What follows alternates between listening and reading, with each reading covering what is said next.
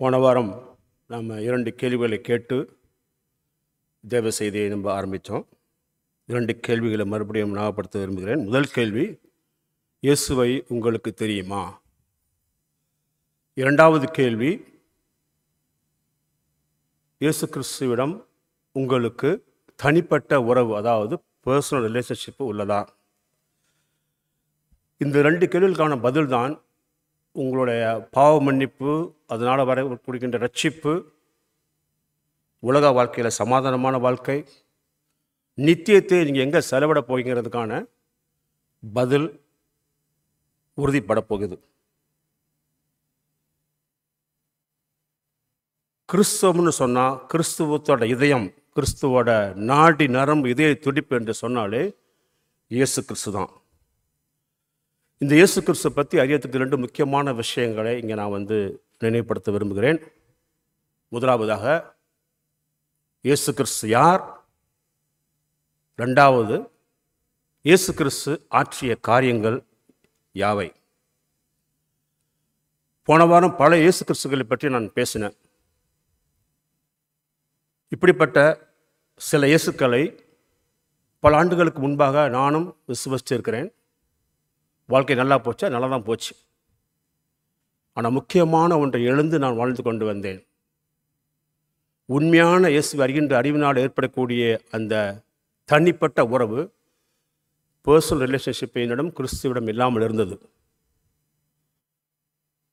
கிறிஸ்துவிடம் தனிப்பட்ட உறவு இல்லை என்றால் அவருடைய சமாதானம் கிடையாது, எனக்கு சமாதானம் இருந்தது கிடையாது. கிறிஸ்துவிடம் சமாதானம் இல்லை என்றால் தந்தையிடம் சமாதானம் கிடையாது. தந்தையோட கோபாக்கினை என் மேல் இருந்தது என்பதை அறியாமலே நான் வாழ்ந்து கொண்டு வந்திருந்தேன். தவறான இயேசுவை நீங்கள் நம்பினால் அவரை நீங்கள் அறிந்து கொண்டு அவரை நீங்கள் உறவு வைத்து கொள்ள முடியாது.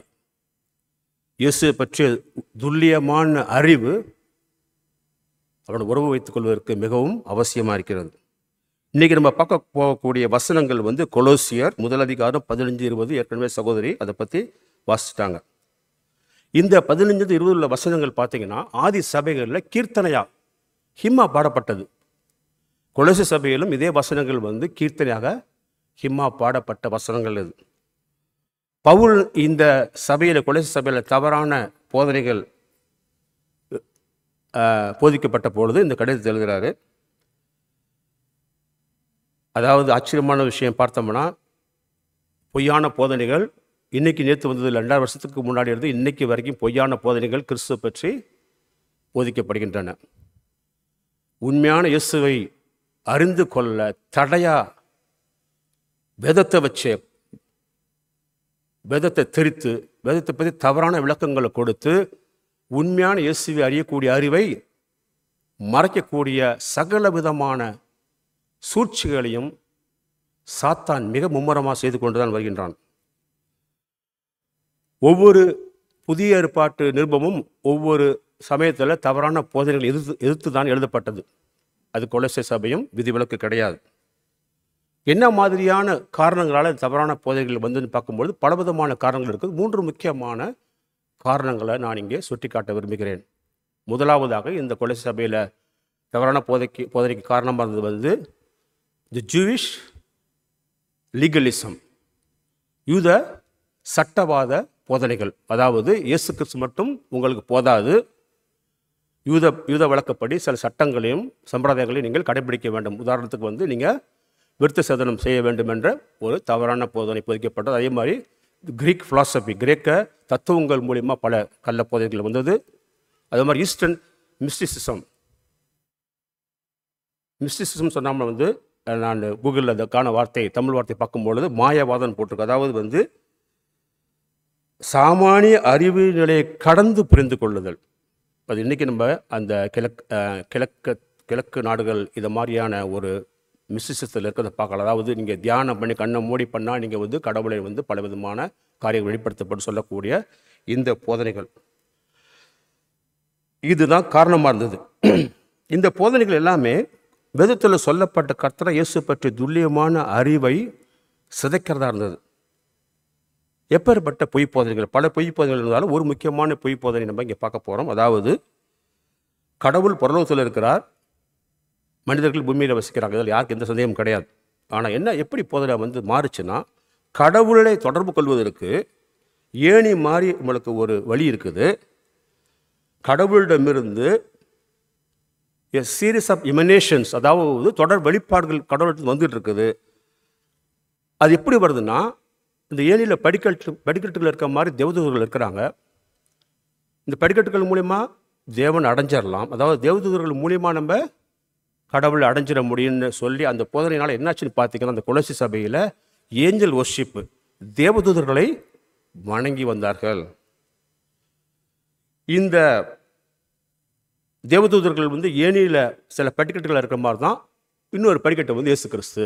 தேவதூதர்களோட ஒரு பெரிய ஒரு தேவதூதர் தான் வந்து இந்த இயேசு கிறிஸ்துன்னு சொல்லி இந்த போதனை இருந்தது. இந்த போதனை எழுது தான் பவுல் வந்து இந்த கடிதத்தை எழுதுகிறார். இந்த வசனங்கள் மூலமா இயேசு கிறிஸ்துவை பற்றிய வேதத்தில் சொல்லப்படக்கூடிய துல்லியமான அவரை பற்றிய விளக்கத்தை வந்து இந்த வசனங்கள் மூலமா அறிந்து கொள்ள போகிறோம். இந்த 5 வசனங்களில் நம்ம ஞாபகம் வச்சுக்கிறதுக்காக, இன்றைக்கு மட்டும் தொடர்ச்சியாக நம்ம வந்து எக்காலத்து ஞாபகம் வச்சுக்கிறதுக்காக 5 முக்கியமான சொற்களை நான் தேர்ந்தெடுத்திருக்கிறேன். 5 முக்கியமான சொற்கள், வார்த்தைகளை வந்து தேர்ந்தெடுத்துக்கிறோம். அது மூலிமா இயேசு யாருங்கிறதை நம்ம புரிந்து கொள்ள போகிறோம்.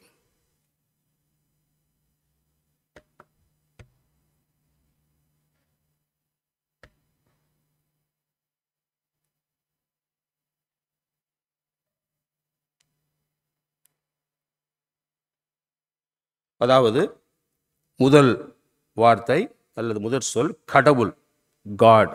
இரண்டாவது சொல் படைப்பாளர் அல்லது கிரியேட்டர், நிலைநிறுத்துபவர், சஸ்டைனர். நான்காவது வார்த்தை கர்த்தர், ஜீசஸ் இஸ் த லார்ட். ஐந்தாவது வார்த்தை ஒப்புரவாளர் இல்லைனா மீடியேட்டர், அதாவது ரெக்கன்சிலேஷன் பண்ணக்கூடியவர். ஸோ கடவுள், படைப்பாளர், நிலைநிறுத்துபவர், கர்த்தர், ஒப்புரவாளர். இந்த 5 சொற்களை வச்சு இயேசு கிறிஸ்து யாருங்கிறத நம்ம துல்லியம் அறிந்து கொள்ள முடியும். இந்த 5 வார்த்தைகளில் நம்ம இன்றைக்கி 3 வார்த்தை மட்டும்தான் இந்த வாரம் பார்க்க போகிறோம். நான் இந்த 5 வசனங்களை படிக்கும் பொழுது இந்த 5 வசனங்கள் பார்த்தீங்கன்னா பேக்டாக இருந்துச்சு, ஒரு கண்டென்ஸ்டாக இருந்துச்சு. ஆனால் ரொம்ப ஆழமான அர்த்தம் உள்ள வசனங்கள் அடங்கியதை வந்து இந்த அரை மணி நேரம் பிரசங்கத்தில் என்னால் சொல்கிறதுக்கு அதை நியாயப்படுத்த முடியாதனால தான் இன்றைக்கி பகுதி 1, அடுத்த வாரம் பகுதி 2 பார்க்க போகிறோம். அப்படி பார்க்கும்பொழுது நம்மளுடைய இந்த கொலோசிய இந்த தொடர் வந்து 7 வாரங்கிறது 8 வாரமாகிறதுக்கான வாய்ப்புகள் இருக்குது. சரி, இப்போ 3 சொற்களை பார்க்க போகிறோம். கடவுள், படைப்பாளர், நிலைநிறுத்துபவர். முதல்ல பார்க்க போகிறது வந்து கடவுள். இயேசு கிறிஸ்து கடவுள். பவுல் வசனம் 15 தொடங்கி இயேசுவோட முழு தெய்வத்தன்மையை அதை நம்ம வந்து அடிக்கோட்டு கொள்ளலாம். அதாவது வந்து இந்த கொலோசிய மக்கள் வந்து பல வானதூதர்களில் ஒரு மேலான வானதூதராக இயேசு கிறிஸ்து இருக்கிறார்னு சொல்லும்பொழுது அப்படி கிடையாது. இயேசு கிறிஸ்து வந்து முழு தெய்வத்தன்மை இருக்கிறாருன்னு இயேசு கிறிஸ்துவோட அதி உன்னத மேன்மையை, அதாவது சுப்ரீமசி ஆஃப் ஜீசஸ் கிரைஸ்ட், அதி உன்னத முதன்மை, இந்த preeminence of Jesus Christ, அதை வந்து இந்த வசனங்கள் மூலமாக பவுல் நம்மக்கிட்ட விளக்குகிறார். ஸோ முதலாக உள்ள 15வது வசனத்தில் அவர் அதிதரிசனமான தேவனுடைய தற்சுரூபமும் சர்வ சிருஷ்டிக்கும் முந்தின பேருமானவர். இது நம்ம உபயோகப்படுத்தக்கூடிய TOVBSC அந்த பைபிள் வெர்ஷனில் போடும் பொழுது சில வசனங்கள் புரியாமல் இருக்கிறதுக்காக நான் தமிழ் கான்டெம்பரரி வெர்ஷன் டிரான்ஸ்லேஷன் கொடுத்துருக்கிறேன். கண்ணுக்கு தெரியாத இறைவனின் சாயலாக இருப்பவர் கிறிஸ்துவே, எல்லா படைப்புகளுக்கும் மேலான முதற் பேரானவர் இவரே. கண்ணுக்கு தெரியாத கடவுளின் சாயல். நம்ம நாம இருக்கலாம், உங்களுக்கு மறுபிறப்பின் உத்தரவாதம் 1 யோவானில் பார்க்கும்பொழுது இந்த வசனத்தை மேற்கொண்டு பார்த்துருக்கிறோம். அதாவது இந்த சாயல் என்ற இந்த வார்த்தை வந்து பார்த்தீங்கன்னா கிரேக்க மொழியில் ஈகான் அப்படிங்கிற வார்த்தையில் வந்து ஆங்கிலத்தில் ஐகான்னு மொழிபெயர்க்கப்பட்ட ஒரு வார்த்தை ஐகான். ஐகான்னா வந்து காப்பி அல்லது நகல், அதாவது ஒரு கண்ணாடியில் பிரதிபலிப்பை உண்டாக்குற மாதிரியான விஷயம்தான் இந்த ஐகான். இங்கே நம்ம பார்க்கலாம். Jesus is the perfect image and the exact likeness of the invisible God. இயேசு கண்ணுக்கு தெரியாத கடவுளின் பரிபூர்ண சாயல் அல்லது உருவம். கடவுளை யாரும் பார்த்ததில்லை. யோவான் 1:18 தேவனை ஒருவனும் ஒரு காலும் கண்டதில்லை. யோவான் 6:46 தேவனிடத்தில் வந்தவரே தவிர வேறொருவரும் பிதாவானவரை கண்டது இல்லை.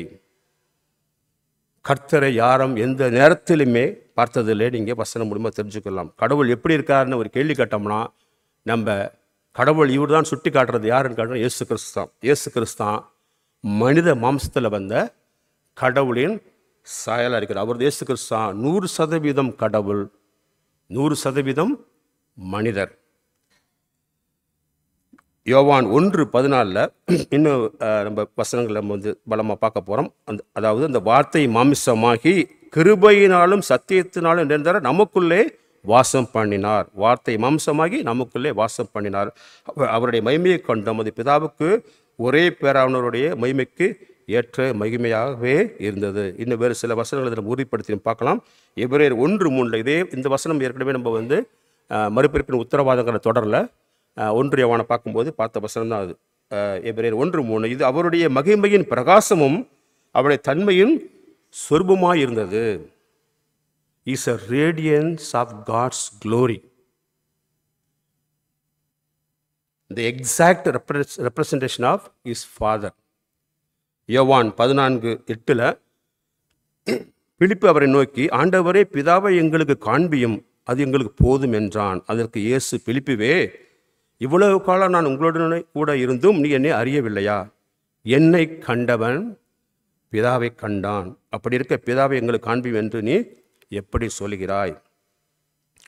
வேதத்தில் பரிசுத்தாவின் மூலமாக இயேசு யாருங்கிறத வந்து தெளிவாக நம்மளுக்கு சொல்லப்பட்டதை நம்ம விசுவசித்து இயேசு வந்து தேவன் கடவுள் நம்ம விசுவசிக்கிறோம்.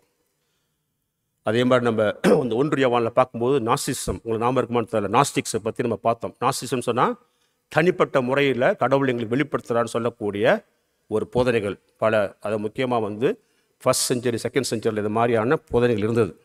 அவங்க என்ன சொல்கிறாங்கன்னா வந்து இதை மாதிரி ஏணிப்படியில் இருக்கக்கூடிய பல வானதூதர்களுக்கு இன்னும் சில தெய்வசக்தி இருக்குது. மனிதர்களும் ஒரு தீப்பொறி மாதிரி ஒரு தெய்வசக்தி உள்ளவங்க தான். ஸோ கடவுள்கிட்ட இருந்து இவர்கள் மூலிமா நம்மளுக்கு அந்த தெய்வசக்தி மனிதர்களுக்கு படிப்படியாக வரும்னு சொல்கிறாங்க. போதிக்கப்படும் தவறான போதனை அது. பவுல் இந்த போதனையை வந்து எதிர்த்து தவறுன்னு சொல்லி அவர் என்ன சொல்ல வர்றாருன்னா, இங்கே பாருங்கள், நீங்கள் நினைக்கிற மாதிரி இயேசு படிப்படியாக அவங்ககிட்ட வர்றது கிடையாது. இல்லாட்டினா அவருக்கு வந்து தேவதூதர்களோட கொஞ்சம் அதிகமான வந்து வல்லமை இருக்குது, தெய்வத்தன்மை இருக்குங்கிறதெல்லாம் தவறு சொல்லிட்டு அவர் என்ன சொல்ல வர்றாருன்னா, இப்போ பார்க்கக்கூடிய வசனத்தில் இயேசுவிடம் எல்லா, அது அண்டர்லைன் பண்ணிக்கலாம், எல்லா தெய்வத்தன்மையும் முழுமையாக இருப்பதாக அவர் இந்த கடிதத்தில் எழுதுகிறார். 19-20 வசனத்தில் அதை நம்ம பார்க்கலாம். சகல பரிபூர்ணமும் அவருக்குள்ளே வாசமாயிருக்கவும் அவர் சிலுவையில் சிந்தின இரத்தத்தினாலே சமாதானத்தை உண்டாக்கி பூலோகத்தில் உள்ளவைகள் பரலோகத்தில் உள்ளவைகள் யாவையும் அவர் மூலமாய் தமக்கு ஒப்புரவாக்கிக் கொள்ளவும் அவருக்கு பிரியமாயிற்று. அதே போல கொலோசியர் 2:9 ஏனென்றால் தேவத்துவத்தின் பரிபூர்ணமெல்லாம் எல்லாம் சரீரப்பிரகமாய் அவருக்குள் வாசமாயிருக்கிறது. அதாவது ஒரு தீர்க்கதரிசியோ ஒரு அப்போஸ்தலரோ உலகத்தில் பிறந்த மனிதர்களே பெரிய தான் ஒரு நீதிமான் சொல்லக்கூடிய எந்த மனிதராலும் கல்வாரி சிலுவையிலே உங்களுடைய என்னுடைய பாவங்களுக்காக பரிகார பலியாக ரத்தம் சிந்தி பாவங்களை மீட்கக்கூடிய வல்லமை இருந்ததா? கிடையாது. கடவுளாக மட்டும் செய்யக்கூடிய காரியத்தை இயேசு கிறிஸ்து கல்வாரி சிலுவையிலே அவர் கடவுளாக இருந்ததுனால தான், தேவராக இருந்ததெல்லாம் மனித ரூபத்தில் வந்து பாவங்களை கல்வாரி சிலுவையிலே சுமந்து நம்மளுக்கு பரிகாரத்தை அவர் செய்தார். இயேசு கிறிஸ்து வாழும் பொழுது கடவுளின் அதிகாரத்தோடு தான் அவர் பேசினார். வசனம் 15 நம்ம பார்த்தோம் ஏற்கனவே, சர்வ சிருஷ்டிக்கும் முந்தினமான, அதாவது சர்வ படைப்புக்கும் முந்தின பேருமானவர்.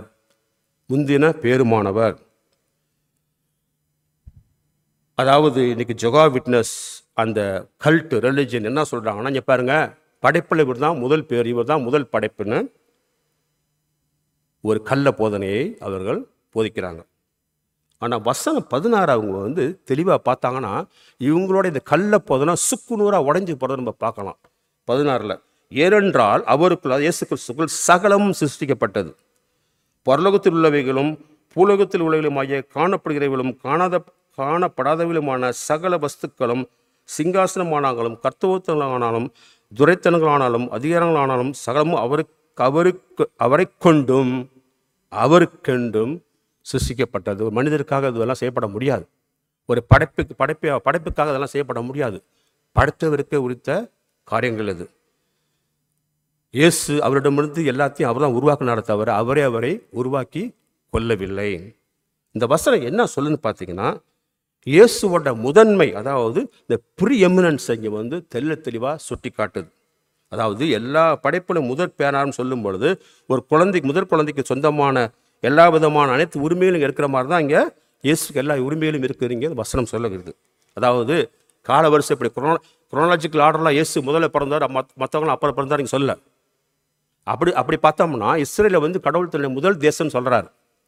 அப்படின்னா கடவுள் இஸ்ரேலை முதல் தேசம் சொல்லும் பொழுது அப்போ வேறு தேசங்கள் இல்லையா? பல தேசங்கள் இருந்துச்சு.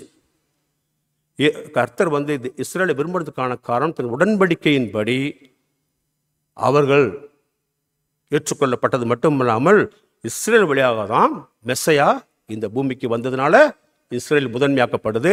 இஸ்ரேல் வழியாக தான், அதாவது யூதர்கள் வழியாக தான் வேத வசனம் நம்மளுக்கு வந்ததுனால தான் இஸ்ரேல் முதன்மையாக்கப்படுத்தவரை அதை நம்ம வேறு எந்த ஒரு காரணத்தினால அது முதன்மை பெறது கிடையாது. சகல சிருஷ்டிகளுக்கும் முதல் பேரானங்கிறது இன்னும் இயேசு கிறிஸ்து பிறக்கிறதுக்கு முன்னாடியே சங்கீதம் 89:27 நம்ம அப்படி படிக்கலாம். நான் அவனைங்கிறது நம்ம ஒரு மாதிரி தவறான டிரான்ஸ்லேஷன் மாதிரி நான் ஃபீல் பண்ணுறேன். நான் அவரை நம்ம சொல்லலாம். நான் அவரை எனக்கு முதற் பேரானவனும் பூமியின் ராஜாக்களை பார்க்கிலும் மகா உயர்ந்தவனும் ஆக்குவேன். வேற வார்த்தையில் சொல்லும்னா முதற் பேரான குழந்தை தந்தையிடம் சுதந்திரத்துக்கு கொள்றது போல, பல ஐஸ்வர்கள் சுதந்திரத்துக்கு போல தான் வானத்தில் பூமியிலும் எல்லா அதிகாரமும் இயேசுக்கு வழங்கப்பட்டது. கர்த்தர் எல்லா அதிகாரத்தையும் தன் மகனுக்கு கொடுக்கிறார்.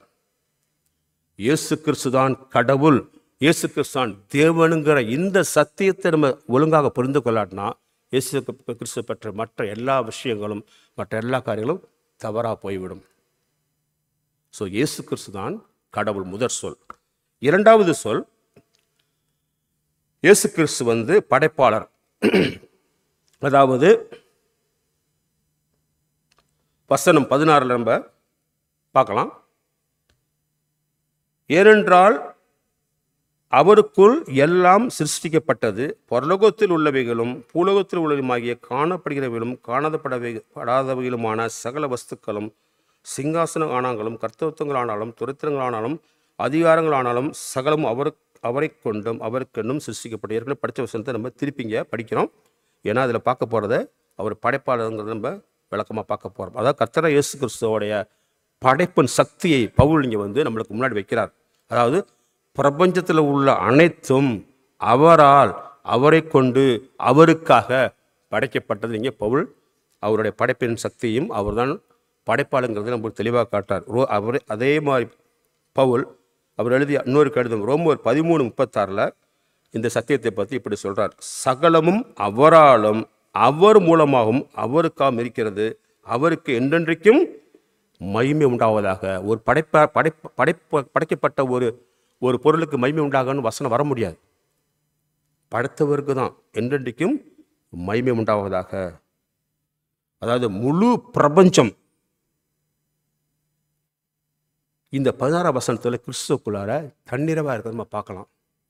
இந்த வசனம் 16க்கு வெளியே உருவாக்கப்பட்ட ஒரு மாலிக்யூல் கூட, ஒரு மூலக்கூறு கூட கிடையவே கிடையாது. படைப்பின் வேலையை செய்வதற்காக இயேசு கிறிஸ்து மற்ற நிறுவனங்களை கூப்பிட்டு அவுட் சோர்ஸ் பண்ணல. இயேசு கிறிஸ்து வார்த்தையினாலே சகலத்தையும் உண்டாக்கினார். ஆதியாகமம் 1 படிக்கிற வெளிச்ச உண்டா கடவுள்னு சொன்னது யாரு? இதே இயேசு கிறிஸ்து. வானத்திலும் பூமியிலும் அனைத்திலும் அவரால் தான் படைக்கப்பட்டன. தேவதூதர்கள், சூரியன், பூமி, நட்சத்திரங்கள், மலைகள், கடல், தாவரங்கள், உயிரினங்கள், விலங்குகள், மனித குலம் எல்லாத்தையும் உருவாக்கினது யாரு? இயேசு கிறிஸ்து. அவர் தான் படைப்பாளர். எபேசியர் 1:20 நம்ம பார்க்கும் பொழுது எல்லா துரைத்தனத்துக்கும், துரைத்தனம்னா ரூலிங், அதிகாரத்துக்கும் வல்லமைக்கும் கர்த்தவத்துவத்துக்கும் இம்மையில் மாத்திரமல்ல மறுமையிலும் பேர் பெற்றிருக்கும் எல்லா நாமத்துக்கு மேலாக அவர் உயர்ந்திருக்கத்தக்கதாக. இயேசு கிறிஸ்துவோடைய ஆதிக்கம் உலகத்தில் எந்த ஆட்சியாளர் எடுத்துக்கொண்டாலும் சரி, எந்த அதிகாரிகள் எடுத்துக்கொண்டாலும் சரி, தேவதூதர்கள் எடுத்துக்கொண்டாலும் சரி, எல்லாரோட அதிகாரத்துக்கும் மேலான அதிகாரம் இயேசுவோடைய அதிகாரம்.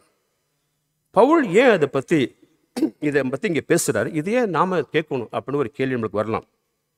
இந்த கொலோசியர்கள் பார்த்தீங்கன்னா உருவ வழிபாட்டில் ஈடுபடுறாங்க. இன்றைக்கி பார்த்தீங்கன்னா ரொம்ப ஒரு சுகமான விஷயம், கிறிஸ்தவர்கள் சொல்கிறவர்களும் உருவ வழிபாட்டில் ஈடுபடுறதை நம்ம பார்க்க முடியுது. இந்த கொலோசியர்கள் தேவதூதர்களை வழிபட்டார்கள், ஏஞ்சல் வர்ஷிப் இவங்க பண்ணாங்க. பவுல் என்னதுக்காக சொல்ல வர்றாருன்னா, ஏப்பா படைத்தவரை நீங்கள் வணங்காமல் படைக்கப்பட்ட உயிரை போய் வணங்குறீங்களே அப்படின்னு சொல்லி ஒரு லாஜிக்கலான ஒரு கேள்வி அவங்ககிட்ட வைக்கிறார். எல்லாமே இயேசு கிறிஸ்து மூலமாக படைக்கப்பட்டதும் இல்லாமல் அவர் தான் படைப்பின் கதாநாயகன் சொல்லி இந்த வசனத்து மூலிமா இயேசு கிறிஸ்து பவுல் பேசுகிறார். படைக்கப்பட்ட அனைத்தும் அவருடைய சொந்த மாட்சிமைக்காக, அவருடைய சொந்த நோக்கங்களுக்காக படைக்கப்பட்டிருக்க தவிர வேறு எதுக்காகவும் கிடையாது. இப்போ நம்ம சொல்லலாம், ஏங்க நான் இயேசு கிறிஸ்துவை கடவுள்னு விசுவசிக்கிறேன், இயேசு கிறிஸ்து படைப்பாளன்னு விசுவசிக்கிறேன், இதில் எனக்கு சந்தேகமே இல்லைன்னு நம்ம சொல்லலாம் இல்லைங்களா? ஆனால் நம்ம சொந்த வாழ்க்கையில் இது பிரதிபலிக்குதா? சொந்த வாழ்க்கையை யோசித்து பார்ப்போம். நம்மை நாமே உருவாக்கி கொள்ள முடியாது. இன்றைக்கி இருக்கக்கூடிய சமூகமோ ஒரு கலாச்சாரமோ நம்மளை உருவாக்கவில்லை. தாயின் வயிற்றில் கருவில் உருவாகக்கூடிய தருணத்திலேயே இயேசுவினால் அதிசயமாகவும் ஆச்சரியமாக உண்டாக்கப்பட்டவர்கள் தான் நாம். இன்னைக்கு நடக்கக்கூடிய எல்லா கருக்கலைப்பும் கர்த்தராய இயேசு கிறிஸ்துவின் தலை சிறந்த படைப்பை எதிர்த்து கேலி பண்ணி நடக்கிறது. ஒரு அருமையான ஒரு தியாலஜியன், ஒரு மறைநூல் வல்லுநர் அவர் பேர் doctor J Vernon McGee. Doctor J Vernon McGee அவர் சொல்லக்கூடிய இந்த படைப்பை பற்றி, இயேசு கிறிஸ்து படைப்பை பற்றி சொல்லக்கூடியது ரொம்ப அருமையான ஒரு விஷயம். அதனால் அதை உங்கள்கிட்ட பகிர்ந்து கொள்ள விரும்புகிறேன். அது ஸ்டைலில் இருக்காது, நான் படிக்கிறேன். அவர் சொல்கிறாரு, இது கடவுளின் பிரபஞ்சம், எனவே நீங்கள் கடவுளின் வழியில்தான் எல்லாவற்றையும் செய்ய வேண்டும். இது கடவுள் படைச்சதுப்பா, அவர் சொன்ன வழியில் தான் நீங்கள் எல்லாம் செய்ய வேண்டும். உங்களுக்கு ஒரு சிறந்த வழி இருப்பதாக நினைச்சுக்கலாம். நான் பண்ண சரிதான் நீங்கள் நினச்சிக்கலாம். ஆனால் அதை செய்ய இது உங்கள் பிரபஞ்சம் கிடையாது. என் வழி தான் கரெக்டாக சொல்லிட்டு போனான், ஆனால் இது உங்கள் பிரபஞ்சம் கிடையாதுப்பா, இது உங்கள் பூமி கிடையாது, இது கடவுளின் பிரபஞ்சம். நீங்கள் கடவுளின் கிரகத்தில் பூமியில் வாழ்கிறீங்க, நீங்கள் கடவுளின் காற்றை சுவாசிக்கிறீங்க, கடவுளின் தண்ணீரை குடிக்கிறீங்க. ஆக மொத்தம் படைத்தவர் அதை வடிவத்தவர்படி தான் நீங்கள் செயல்பட வேண்டும் சொல்கிறார். இயேசு கிறிஸ்து கடவுள், மனிதர். இயேசு கிறிஸ்து தான் இந்த எல்லாவற்றையும் படைத்தவர், எல்லாவற்றுக்கும் சொந்தக்காரர் இயேசு கிறிஸ்து தான். நமக்கு இது மூலமாக விடப்படுகின்ற கேள்வி என்ன? நான் இயேசு கிறிஸ்து கடவுள் என்று விசுவசித்தால் என் வாழ்க்கையில் இந்த இயேசு கிறிஸ்து முதன்மை பெற்றவராக இருக்கிறாரா, மேன்மை உள்ளவராக இருக்கிறார்? என்னோட வாழ்க்கையில், என்னோட உலக வாழ்க்கையில், குடும்ப வாழ்க்கையில், என்னோட தனிப்பட்ட வாழ்க்கையில், எல்லா என்னோட வாழ்க்கையோட பல பரிமாணத்திலையும் இந்த இயேசு தான் முதன்மை பெற்றவரா, மேன்மை பெற்றவராக இருக்குங்க தான் ஒரு பெரிய கேள்வி. இயேசு கிறிஸ்துவ படைப்பாளர் நம்ம விசுவசிக்கிறோம்னா இந்த படைப்பாளருக்கு ஏற்றப்பட்டு தான் வாழ்கிறோமா? இந்த சொந்தக்காரருக்கு, இந்த படைப்பின் சொந்தக்காரருக்கு ஏற்ற மாதிரி தான் வாழ்கிறோம். இல்லை நான் சொல்கிறதா சரி, நான் தான் கடவுள், நான் பண்ணுறதா முடிவு, நாடுக்கிறதா இல்லை சரின்னு சொல்லிட்டு தன்னிச்சையாக படைப்பாளரை மறந்து வாழ்கிறோமாங்கிறது ஒரு மாபெரும் கேள்வி நம்மளுக்கு. இந்த இயேசுவின் முக்கியமான 2 சொற்கள், கடவுள், படைப்பாளங்கிறத பற்றி நம்ம கேட்கக்கூடிய கேள்விகள். மூன்றாவது வார்த்தை வசனம் 17 பார்க்கலாம். அதாவது நிலைநிறுத்துதல், அதாவது சஸ்டெய்னர். அவர் தான் எல்லாத்தையும் தாங்கி பிடிக்கிறவர். அதான் 3வது சொல். அவர் எல்லாவற்றிற்கும் முந்தினவர், எல்லாம் அவருக்குள் நிலை நிற்கிறது. இயேசு கிறிஸ்து எல்லாவற்றையும் உருவாக்கிட்டு என் வேலை முடிஞ்சிட்டுன்னு சொல்லி ஒரு வாரமாக உட்காந்துக்கல. எந்த வார்த்தையிலே எல்லாத்தையும் உருவாக்கினாரோ அதே வார்த்தையில் எல்லாத்தையும் தாங்கி பிடிக்கிறார். அவர் மூலமாக எல்லாமே நிலைத்து நிற்கிறது. வசனம் 17 முதல் பகுதியை பார்க்கும் பொழுது அவர் எல்லாவற்றிற்கும் முந்தினவர் நம்ம பார்க்குறோம். மைக்கா 5:2 எப்ராத்தா எண்ணப்பட்ட பெத்லகேமே, நீ யூதேயாவில் உள்ள ஆயிரங்களுக்குள்ளே சிறிதாயிருந்தும் இஸ்ரவேலை ஆளப்போகிறவர் உன்னிடத்தில் புறப்பட்டு என்னிடத்தில் வருவார். அவருடைய புறப்படுதல் அநாதி நாட்களாகிய பூர்வத்தினுடையது. அநாதி நாட்கள்னா பூர்வ காலங்கள், முந்தின காலத்தினுடையது. அதாவது இயேசு கிறிஸ்து பெத்லகேமில் பிறக்கும் பொழுது நல்லா யோசிச்சு பாருங்களேன். He stepped out of eternity and enter into the world. அதாவது நித்தியத்தில் வாழ்ந்து கொண்டிருக்கிற இயேசு கிறிஸ்து பூமியில் பெத்லகேமில் கால் எடுத்து வைக்கக்கூடிய ஒரு காரியம் வந்து சாதாரண காரியம் கிடையாது. யோவான் 1:1 ஆதியிலே வார்த்தை இருந்தது, அந்த வார்த்தை தேவனிடத்தில் இருந்தது, அந்த வார்த்தை தேவனாய் இருந்தது, அவர் ஆதியிலே தேவனோடு இருந்தார், சகலமும் அவர் மூலமாய் உண்டாயிற்று, உண்டானதொன்றும் அவரால் இல்லாமல் உண்டாகவில்லை. பிரம்மாண்டமான வசனம் அது. எதனால பிரம்மாண்டமான வசனம் அது? இயேசு கிறிஸ்து காலம் தொடங்கிறதுக்கு முன்னாடி இருந்தாருங்கன்னு மட்டும் சொல்றது மட்டும் இல்லாமல் இயேசு கிறிஸ்துவோட முதன்மையை, அந்த ப்ரீ எமினன்ஸ் முதன்மையும் அவராலே எல்லாம் படைக்கப்பட்டதுன்னு சொல்றது மூலமா அவருடைய மேன்மை சுப்ரிமசியும் காட்டக்கூடிய பிரமாண்டமான வசனம் அது. யோவான் 17:5 பிதாவே, உலகம் உண்டாவதற்கு முன்னே உம்மிடத்தில் எனக்கு உண்டாயிருந்த மகிமையினால் இப்பொழுது நீர் என்னை உம்மிடத்தில் மகிமைப்படுத்தும். அந்த வசனம் 17 நம்ம படிக்கும் பொழுது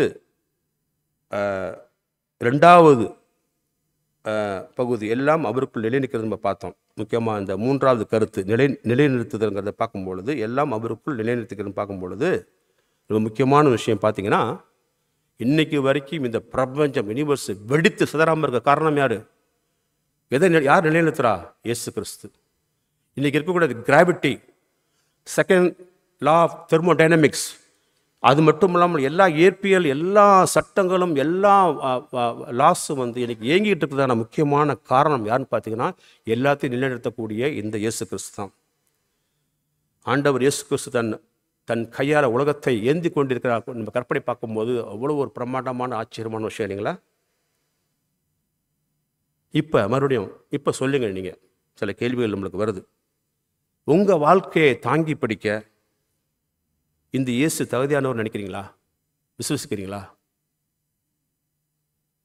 உங்கள் வாழ்க்கையை தக்க வைத்து பராமரிக்க இந்த இயேசுவால முடியும்னு விசுவசிக்கிறீங்களா? உங்களுக்கு எது சிறந்தது என்று அவருக்கு தெரியும் என்று விசுவசிக்கிறீங்களா? அவருக்கு நாளைக்கு எனக்கு என்ன நடக்க போகுது முன்கூட்டி தெரியுங்கிறத நீ விசுவசிக்கிறீங்களா? என்னை சரியான வழியில் அவர் கொண்டு செல்ல முடியும் என்று விசுவசிக்கிறீங்களா?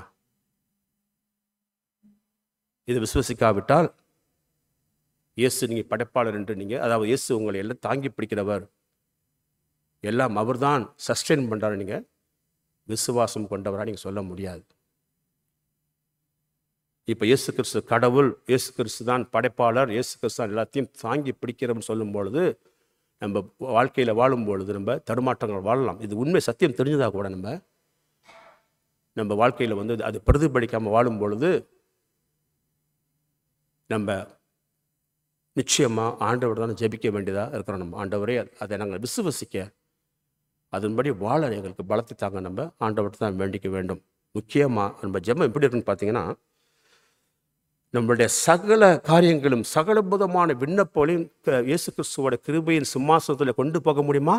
கொண்டு செல்ல முடியும். அவரால் நீங்கள் நினைக்கிறதுக்கு மேலான காரியங்களை செய்ய முடியுமா? செய்ய வல்லவராக இருக்கு. அதிசயமான காரியங்களை செய்ய சாத்தியமுள்ளவர் இயேசு கிறிஸ்து இருக்கிறார்.